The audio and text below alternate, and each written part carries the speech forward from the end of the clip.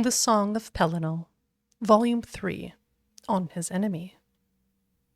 Editor's Note: Volumes 1 to 6 are taken from the so-called Riemann manuscript located in the Imperial Library. It is a transcription of older fragments collected by an unknown scholar of the early Second Era.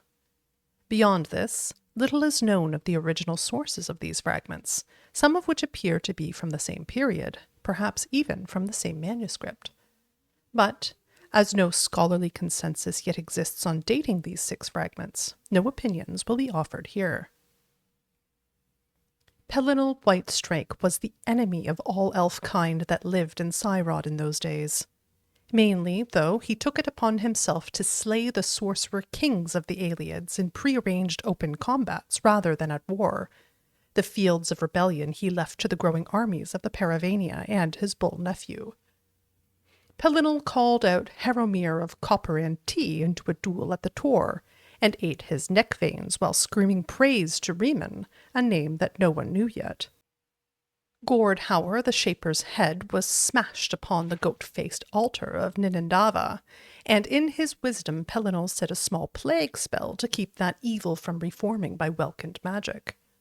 Later that season, Pelinal slew Had-Hul on the granite steps of Seatar, the Fire King's spears knowing their first refute. For a time, no weapon of the Aloids could pierce his armor, which Pelinal admitted was unlike any crafted by men, but would say no more even when pressed. When Huna, whom Pelinal raised from grain slave to hoplite and loved well, took death from an arrowhead made from the beak of Selethalel the Singer, the Whitestrake went on his first madness. He wrought destruction from Narlime all the way to Celaedil, and erased those lands from the maps of elves and men, and all things in them, and Perif was forced to make sacrifice to the gods to keep them from leaving the earth in their disgust. And then came the storming of White Gold, where the Aloids had made pact with the Aurorans of Meridia, and summoned them, and appointed the terrible and golden-hued half-elf Umaril the Unfeathered as their champion.